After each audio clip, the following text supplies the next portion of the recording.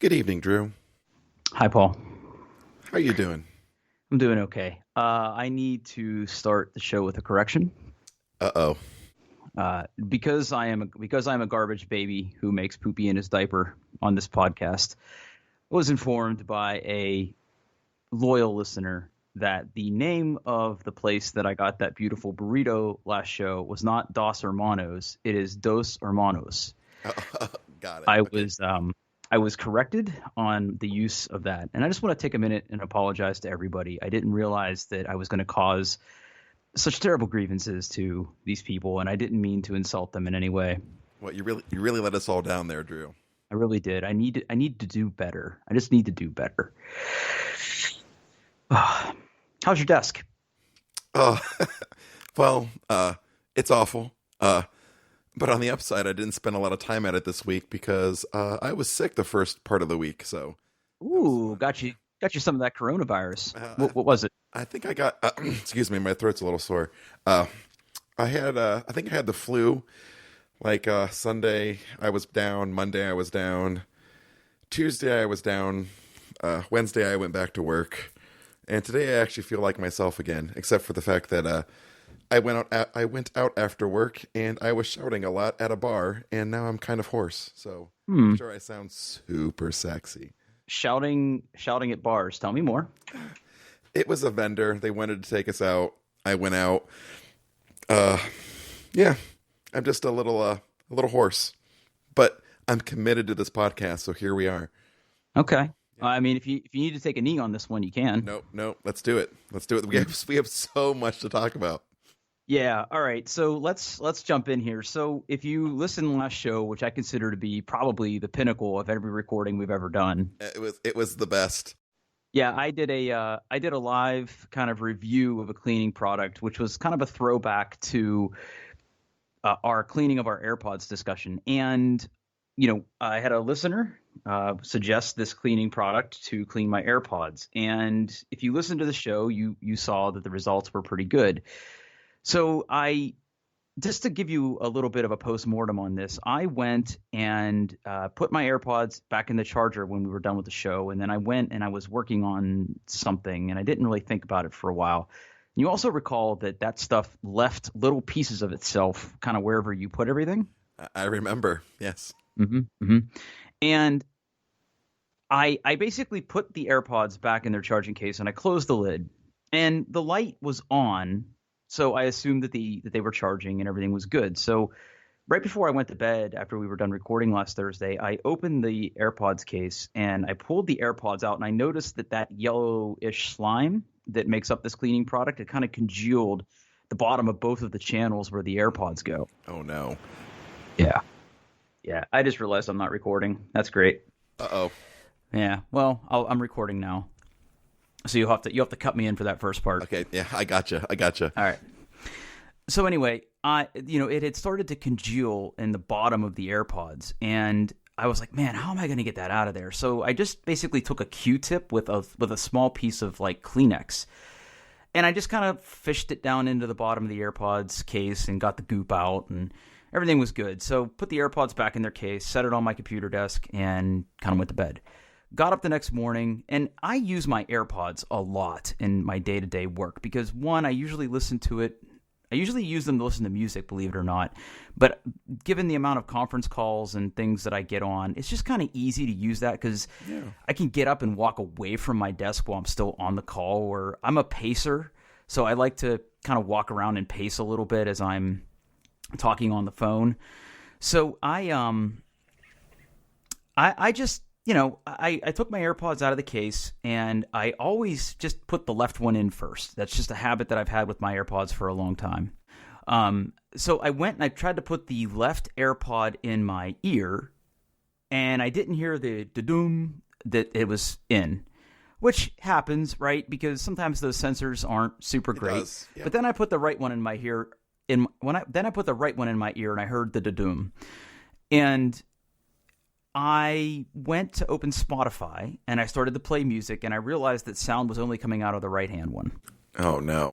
Yeah.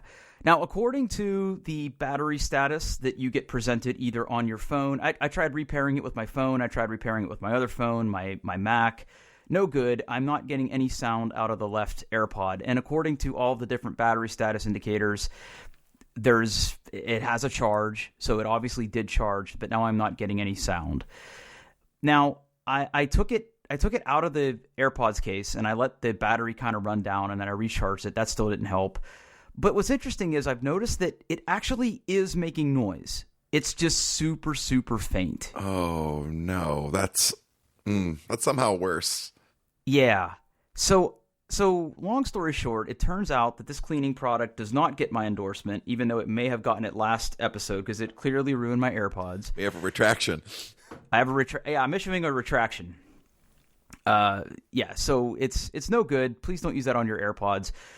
I'm assuming on bigger, clunkier things like keyboards and car vents and the other things they show you in the screenshots of this product, maybe it works.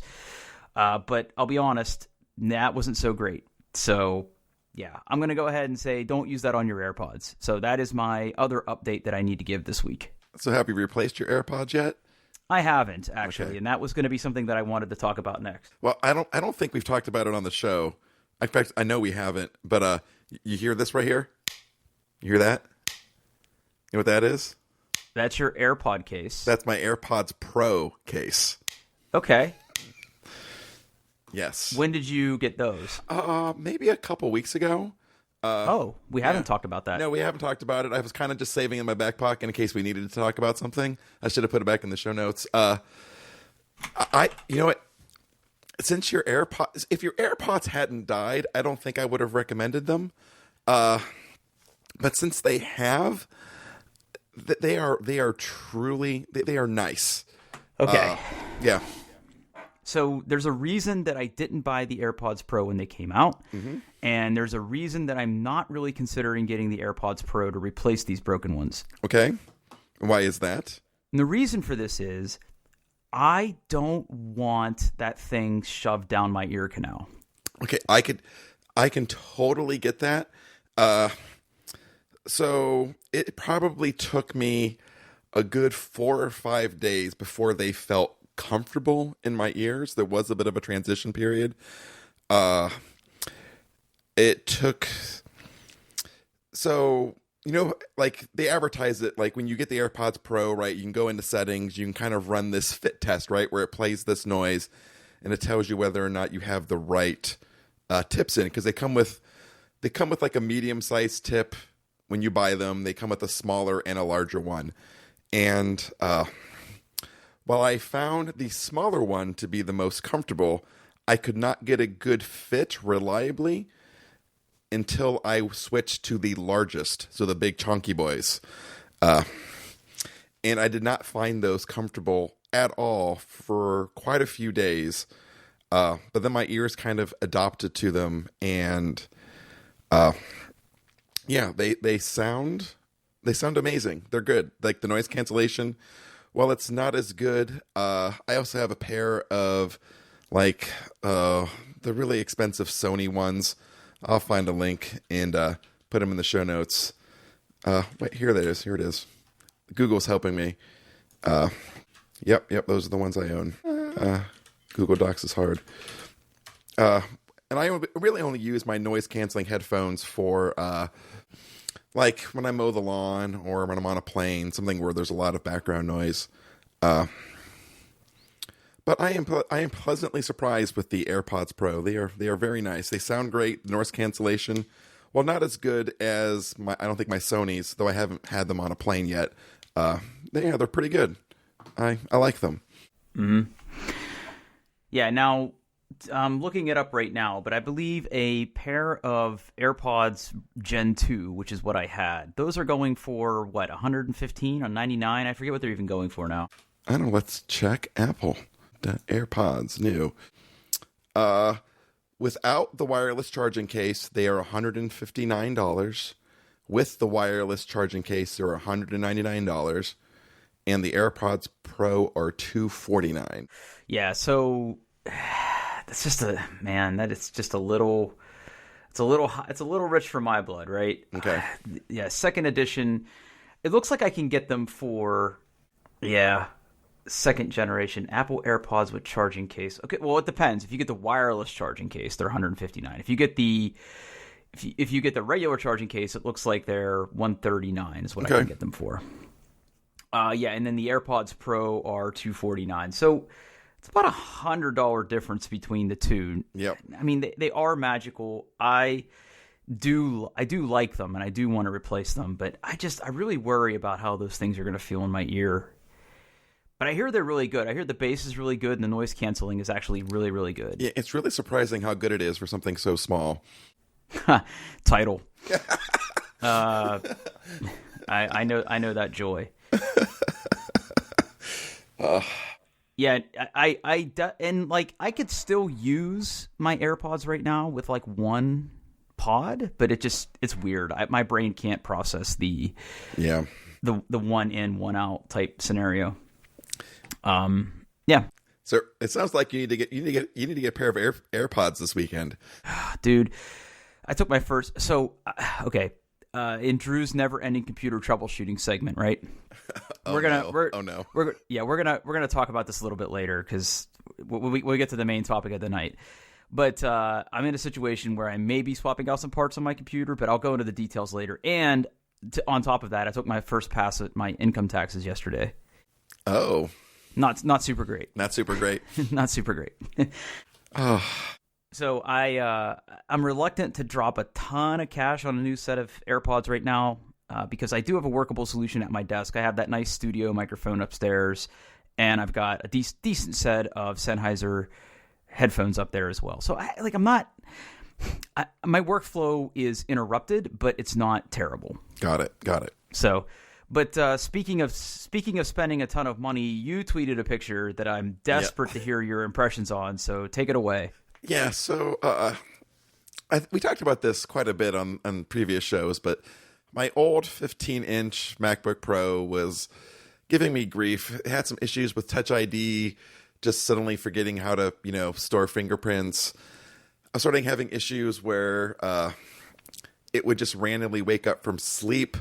I had issues with the battery, so I thought I would put it to sleep, and I pull it out a couple hours later, and the battery went from like 80% to like 2%, which is really, really bad. And on this previous Saturday, all just kind of came to a head. I was trying to get something done, and my laptop was just not playing well. It was just giving me all sorts of problems. So I decided to bite the bullet, and I bought a new MacBook Pro, 16-inch, Drew. I bought one. I'm very proud of you. Yes. I did not get it to, well, so there was some compromises. To get anything custom ordered from Apple right now, outside of the base specs, let me just try something here real quick. The shipping dates are going well into like the end of March. Ooh. Yeah. And from everything I've heard online, it's just all coronavirus related, right? They're having a hard time producing things. Yeah. So if you do any kind of customization, it takes right now the pickup date is the end of March. And I decided I didn't want to wait that long. So, I picked a model that I could pick up at the Apple store that day.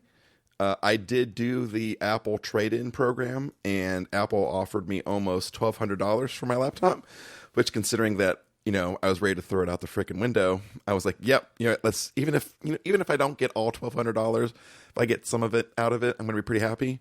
But I went to the Apple store and I picked out, I got the higher configuration that you can buy at the store.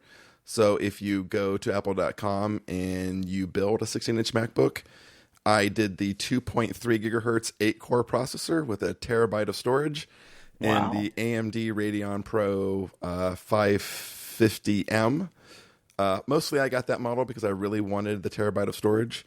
I would have liked to got 32 gigs of RAM, but I did a little bit of soul searching and realized that I probably don't really need 32 gigs of RAM, considering what I do most of the time is, hashtag middle management. But But yeah, I went out Saturday afternoon, and I picked one up, and I'm gonna take you. It's really, really nice. Okay, so is it mostly the keyboard, or is it just a big jump from a hardware spec from where you were? Yeah, it is. I mean, I can notice it's significantly faster than my previous one. Not that my old one was, and it was no slouch, right? It was still a good MacBook Pro, but this one is a noticeable bump. It is noticeably bigger. It's a little bit wider, and it is. I haven't really looked into the specs of how much it weighs, but it feels heavier. It is noticeable in my hands. It is noticeable in the weight is noticeable in my my laptop bag. But the keyboard is nice. Like, I didn't hate the butterfly keyboard by any stretch. But I've had issues where I had to blow compressed air into it to get it to work, and the reliability was just getting, something I worried about, right? Like I was always afraid to use the keyboard on my MacBook Pro, because I'm like, is this gonna be the day where I like go to hit the space bar, it's either like not gonna work, or it's gonna like send 5 spaces out. The keyboard in this one, it's as close to Apple's Magic Keyboard as you can imagine, right? The key travel's nice. It's stable. It's got a good feel to it. Having an escape key again is wonderful. Even like the little things, like the bezels around the screen are much smaller now. The screen is bigger, right? So I get a little bit more screen space. It's truly delightful. And also with this one, I've been kind of rocking the same install. Basically when I buy a new MacBook, I transfer it over the state from Time Machine. So I kind of was carrying up over all this cruft for many, many years. And I decided with this one, I'm going to do a clean install. And that's what I've done. And it's the clean install is both like joyous, because I'm only installing the things that I need. On the other hand, it's complete agony, because I realize like little things like today, like, oh, I don't have my SSH keys for Azure DevOps installed. I have to generate some new ones of those. Oh, I don't have this little thing. I don't have that. Right. So it's like you go to do something and muscle memory just goes, and you're like, oh, I can't clone a Git repo yet. I'm going to have to go take care of that now. Yeah, but overall, it's a great product. I'm very happy with it. I hope it lasts another, I hope it lasts a full 3 years, unlike my last one, which only lasted like 2.5. Okay. So let's talk about the whole clean install versus the upgrade type thing. So I'm a clean install person. If I'm building a new PC, buying a new Mac, even when I upgraded my Mac from Mojave to Catalina, I even did a clean install there. I like having that just clean separation. I don't want to worry about upgrades or old settings lingering. I just want clean break and just have it go, right? Okay. So for me, I always do the clean upgrades, and I basically don't put anything on my Mac, on local Mac storage, let's put it that way, that I can't live without. So like all of my source code and all of my projects, I throw all of that in either public or private Azure DevOps Git repos. My documents and everything, both for work and for home, live on OneDrive. I have a NAS in the house for things like videos or anything that I'm working on. So I typically don't keep anything that I can't reinstall or re-download pretty quickly on my machine. Does that make sense? Absolutely. I don't keep pictures or anything like that on my computer either.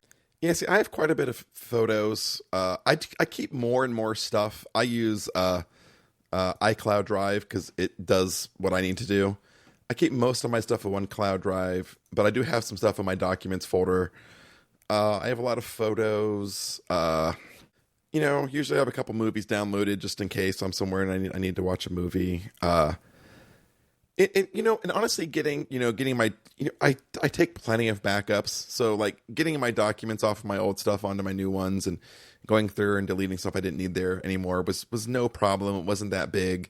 Once I clicked into iCloud Drive, it downloaded everything. Signed to iCloud, it downloaded all my photos again, so I don't have to worry about that. Honestly, it was just little things like, on my old Mac, I'm still, even though, I'm not really a developer anymore, I still use a lot of stuff at the terminal, and I have kind of like, over the past like 5-6 years, I have crafted this beautiful, like my personalized Bash profile, and this kind of leaving that behind and not having that was kind of rough for a little bit. I did take the jump, and I am using the new default shell on Mac OS of ZSH. Ah, good. Yeah. Did you download Oh My Zish? I absolutely did. It was one of the first things I did, and I was pleasantly surprised with how wonderful that was, and the Git repository integration it has, and and I got and even like the tab completion. And I hooked it all up, so like if I install a package with Homebrew and it has ZSH auto completion, and ZSH automatically picks it up and does all that wonderful stuff. So, it is much better than Bash. And I'm at the point now where I've got everything that I need on there, and I feel it feels good. It's a it is very similar to Bash, but there's just enough little differences that I'm really kind of enjoying it. Yeah, but see, I haven't done a clean install for 5-6 years probably. Yep. Heck, my iPhone still has a continuous backup chain from my very first iPhone, which was an iPhone 4. Yeah, I've never done a clean install in there. Wow. But yeah, this is the first time that I've actually done a clean install. I think the install I had on my Mac there came maybe even longer than 5 to 6 years. I think it may have a legacy all the way back to my unibody MacBook Pro that I got, the 13-inch, the one that still had the DVD drive in it. Oh wow. Yep. So you've upgraded that whole way. Yes. Oof. Okay. Well, I'm sure your Mac appreciates it. Like, I'm sure that not trying to force that or foist that terrible install on it was probably pretty good. Yeah, is there anything about Catalina you haven't liked yet? Honestly, I was rocking Catalina on my other MacBook as well, and it's fine. Like, you just have to realize that it tries to be a lot more secure. So when you launch an amp for the first time, you're going to have to give it the permissions that it needs, and if it's like something like Backblaze for my backup app, you have to give it full disk access. And you and I are very different. I rock lots and lots of utilities to kind of customize and tweak the behavior of my Mac, and giving all of those, accessibility rights and things like that was kind of a pain. But overall, like, it's been, I've been super happy with it. It's been rock solid. Okay. Now, you said you did the Mac trade-in program, because when I was eyeing an upgrade, that was going to probably be a necessity for me as well. Mm-hmm. So tell me, did you have a good experience with that? Like, did you get your Mac all mailed back in, or did you just take it at the store? No, I chose not to turn it in at the store. I chose to have them, mail a box for me. It's actually sitting on my kitchen table right now, the box that came yesterday. It's, if you ever like trade in like an old, like a cell phone to anything like Gazelle, or even like your Carrier, where it's in kind of like the box and it's kind of got like, put your phone here, and it's got this plastic seal that kind of keeps it in place. Yeah. It's literally one of those, just laptop sized. It's really kind of funny. Yeah, I'll take a picture and post it on Twitter over this weekend as I get it, as I get everything set back up. But I took the final backup of it last night, and in the box they give you some instructions about, make sure you have Find Your Mac turned off, and do erase all your settings and do all this stuff and send it back in. So I need to do all that. I did take all the stickers off of my laptop yesterday. Oh. So, yeah, I took all those off. That was kind of a sad moment. Yeah. Yeah. Mm-hmm. Yeah, that unicorn though. Yeah. No, I that was honestly probably the hardest part of this whole thing was losing my sticker. So I took plenty of photos of all those to have the memories. Yeah, and over this weekend, I'm gonna send it all back, and hopefully I get the full refund amount, which is just a little bit short of like $1,200 for it. And if not, that's fine too. I just, like a lot of times with Macs, like I would think about like, kind of handing it down, giving it to my wife or one of my kids, but this one was just getting so unstable at the end, and that keyboard just scared the heck out of me. So it's like, nope, this is going back to Apple. This is somebody else's problem now. It's not my problem. Yeah. All right. Well, that'll be good. Yeah. Now you were happy with the price they gave you? I would have traded it for, a pack of Juicy Fruit gum at this point. Like I was just done with it.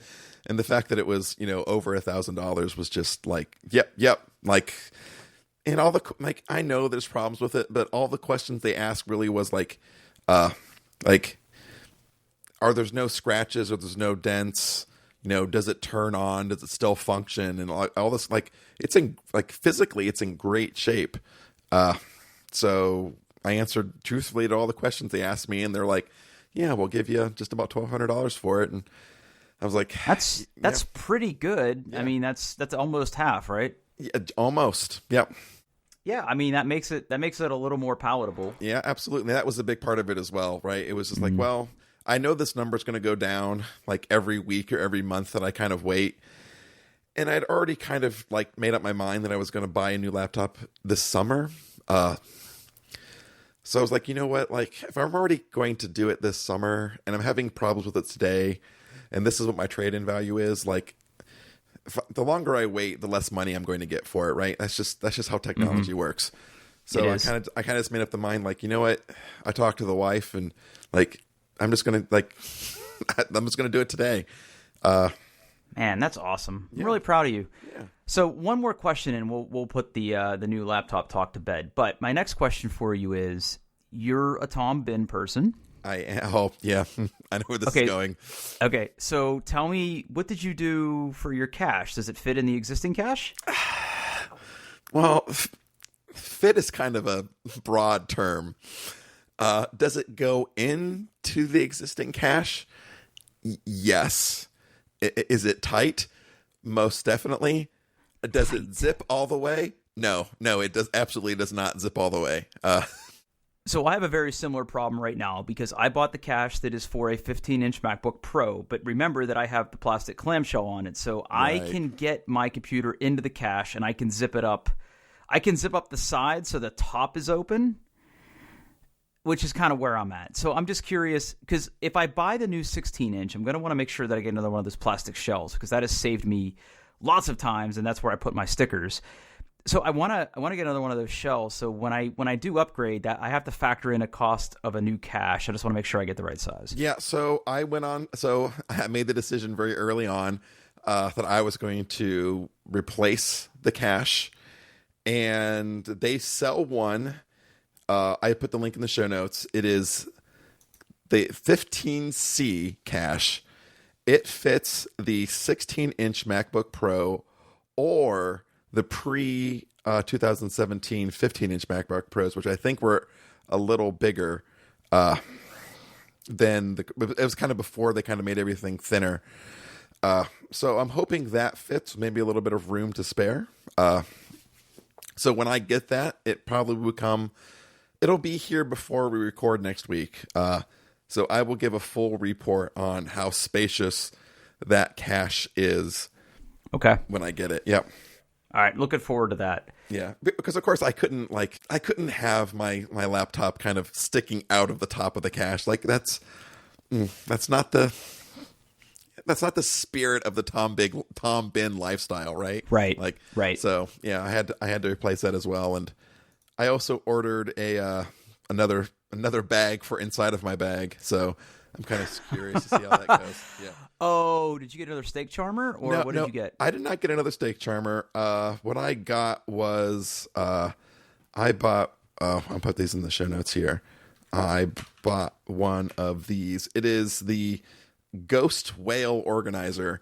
It's basically a small pouch that kind of has a zipper that goes around, and you can stick things in it. And the big reason I got this is I have my snake charmer, which I put like my power cords and my large stuff in there.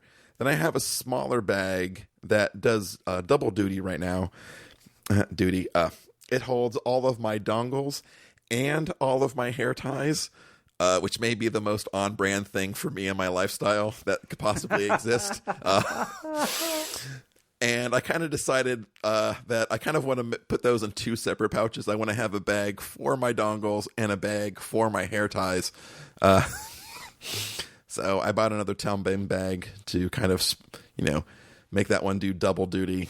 Yeah, and it was not an expensive bag, right? It's only like $11, which I guess for a bag is expensive, but as far as Town Bin goes, that's pretty cheap. Yeah. Well, hold on. So you got the Super Mini then? I did, yes. Okay, because I'm looking and there's different sizes. Yeah, the Super Mini is like it's like 3 by 4 inches. Yeah, I see size. the size chart. Yeah, which would be perfect for my hair ties and stuff. And so my new cache and that bag will be coming here any day now. I'm very excited. Mm-hmm. Yeah, and then that's all I need for my MacBook Pro. It'll be complete. Outside of, I have to decide if I want to put more stickers on this one. What I'm going to do, I can't.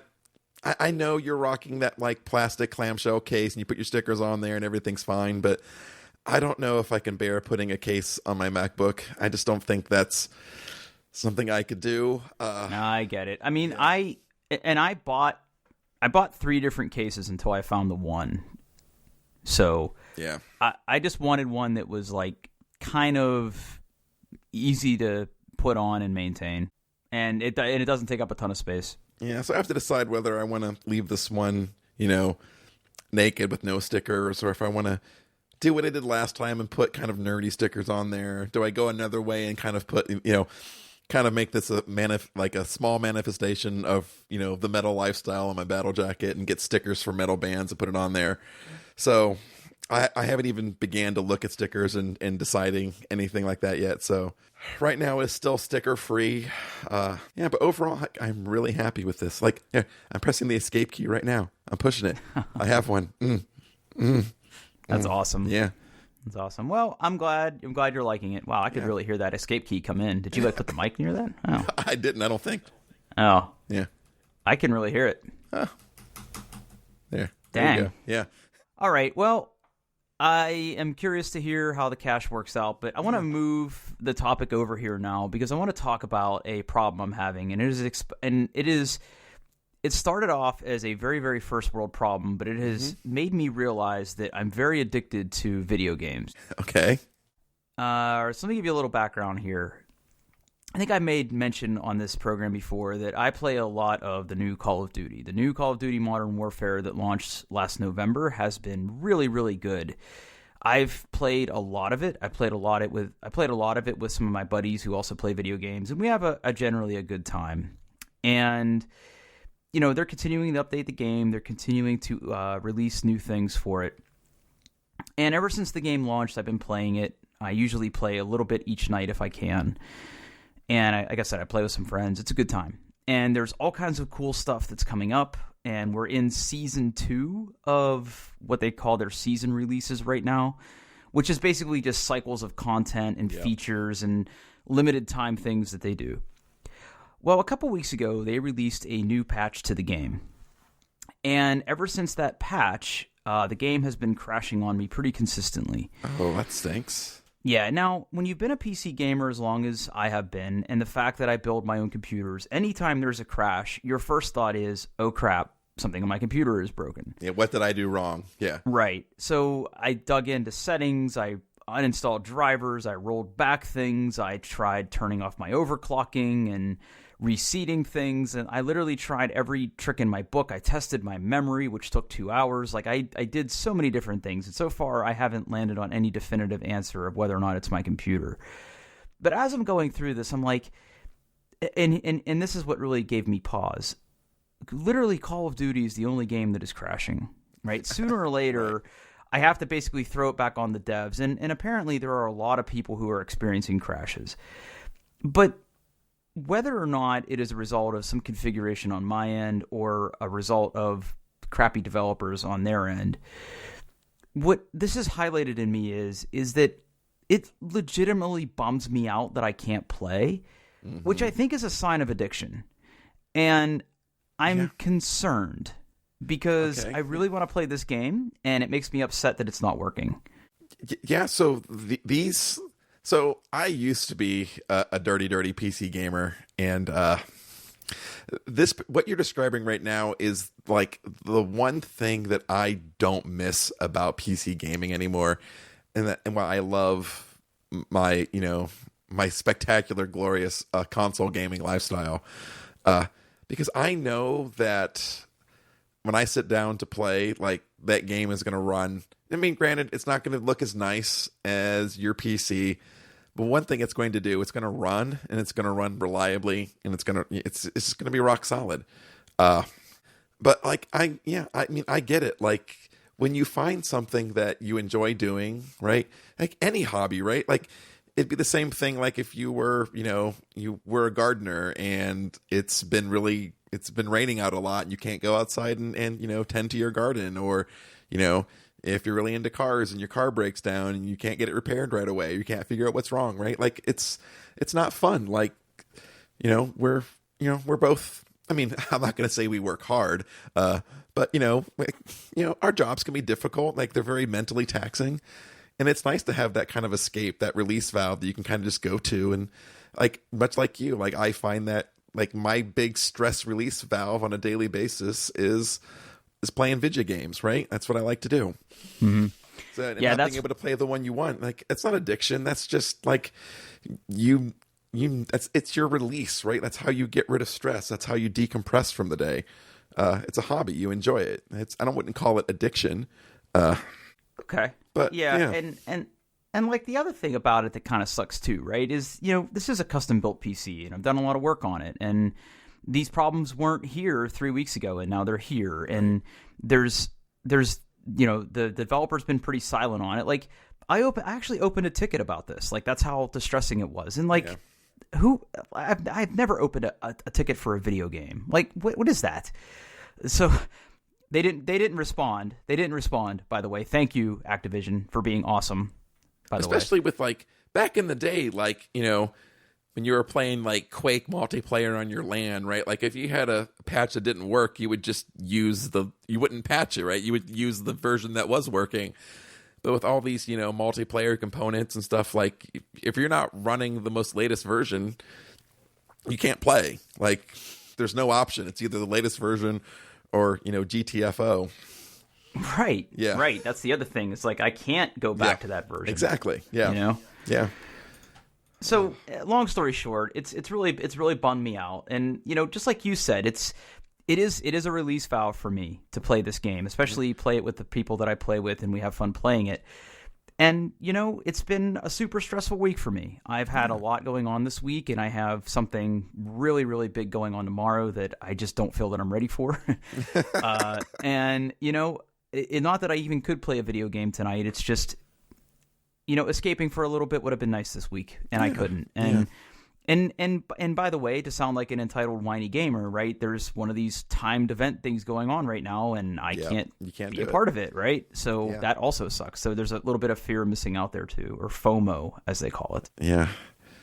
Now anyway, in the same kind of vein, I have found myself accidentally playing Destiny 2 again.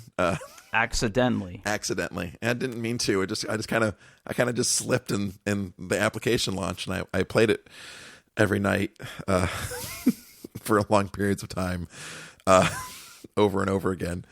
But I have, so like Destiny 2 and Destiny, the original Destiny, they're both the games that I played a lot when they first came out. I played the first couple expansions. And then, like, one day I'm just like, nope, I don't need to get, better pants anymore. I'm done. I'm played as much as I can get.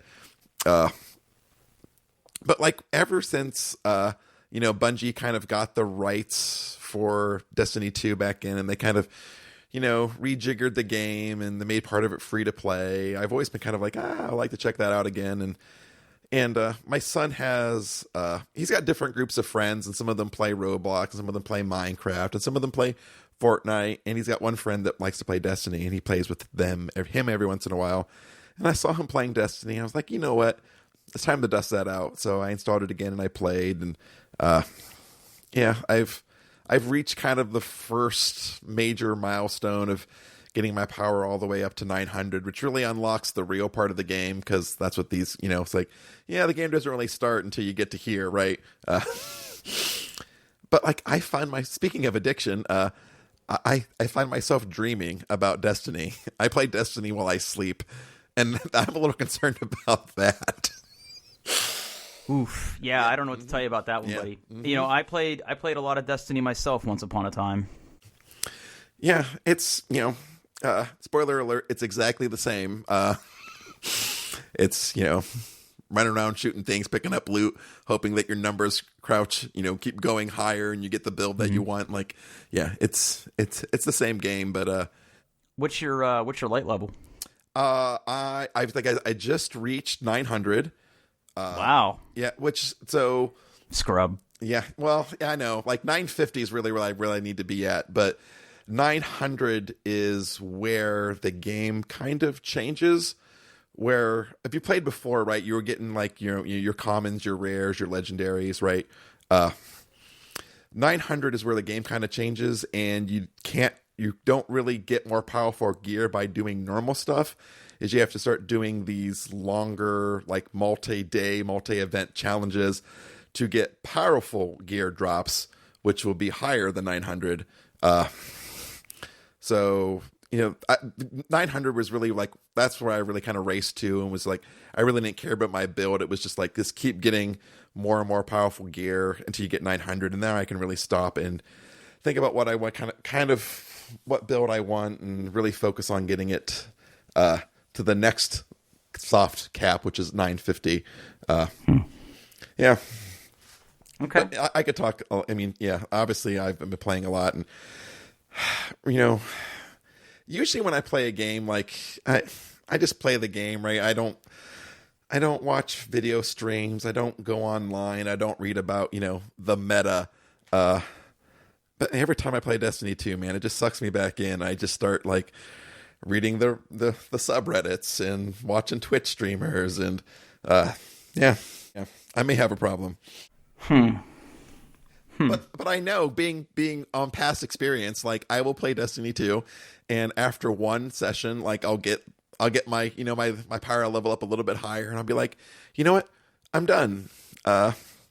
Hopefully this fills me all the way until like April, when some of the games I want to play come out. But we'll see. Okay. Yeah. Yeah, there's going to be a lot of good games coming out in the next couple months. Oh yeah. And Doom Eternal coming up here real soon. That's true. Yeah, I've enjoyed both of the Dooms that came out. Yes. From after the reboot. Yeah. Plus the soundtrack on those are spectacular. Yeah, I'm not even a metal person, and some of those soundtracks are real friggin' good, man. The mechanic of like how like the ammo reloads drop, and it just forces you to keep moving forward and keep getting into that melee with the enemies to get the more ammo, right? It was just this really great tight game loop. They really kind of figured that out, right? You can't just in Doom, you can't just sit back and snipe things off, right? Because that's not how the game works. It's just constantly driving you forward. Yeah, it was really good take on the first person shooter. I really enjoyed it. Yeah, it's not a game that wants you to play conservatively. No. It's constantly pushing you to say, push the envelope, don't be scared, don't be a wuss, get in there, beat something up and hurt them. Yep. I want to hear about this. Oh, okay. So, I know I talked about this on the show. I am recently a cable cord cutter, right? I got rid of my Spectrum internet. and I switched to fiber optic internet from my local kind of rural fiber internet provider, and it's been wonderful. But I had all this coax in my house doing nothing. And like, I don't have Ethernet in my house, right? Like it was not going to be cost effective for me to pay someone to do that when I was building my house. So I kind of just let it be. And, I listen to a lot of other podcasts, and one of the podcasts I really enjoy is the Accidental Tech Podcast. And one of the hosts, Casey Liss, keeps talking about, he uses these things called MoCA network adapters.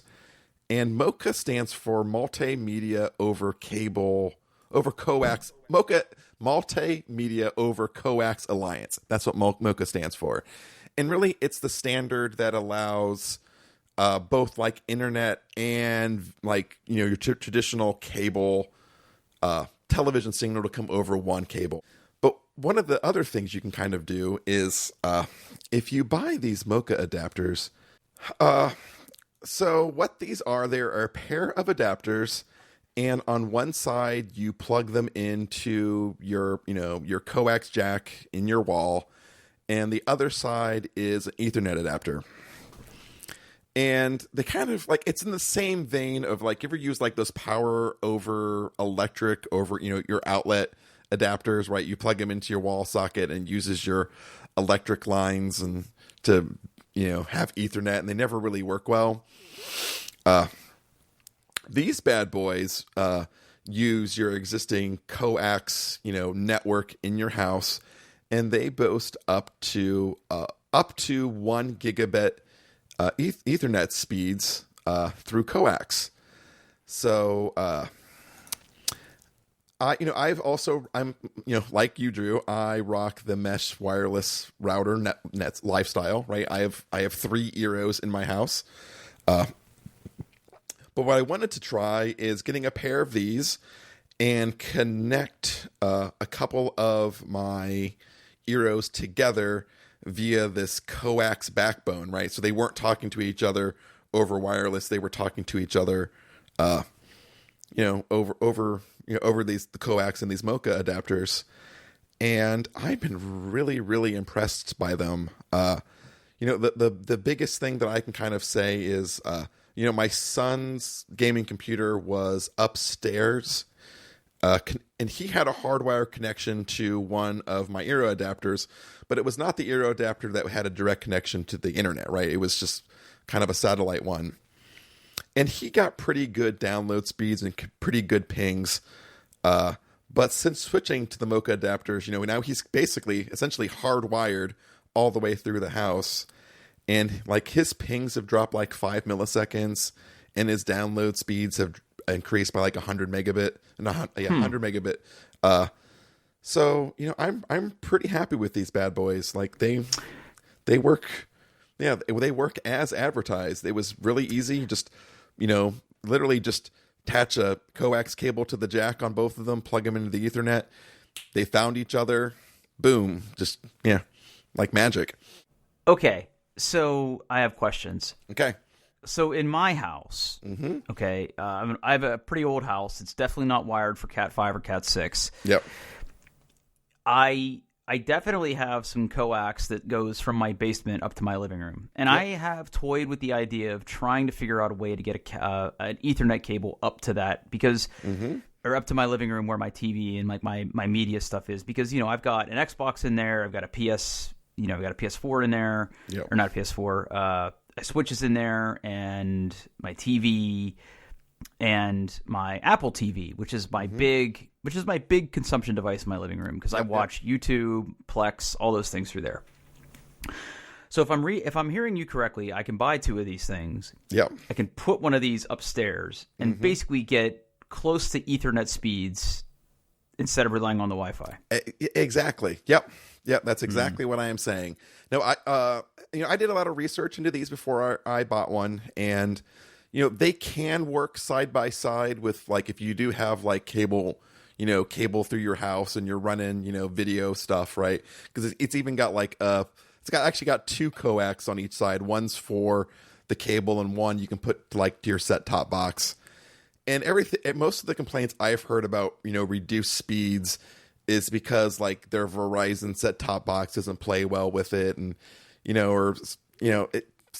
problems I didn't have to worry about, right? Because I'm a cord cutter, right? All my TV comes from the internet, so literally my coax was doing nothing in my house.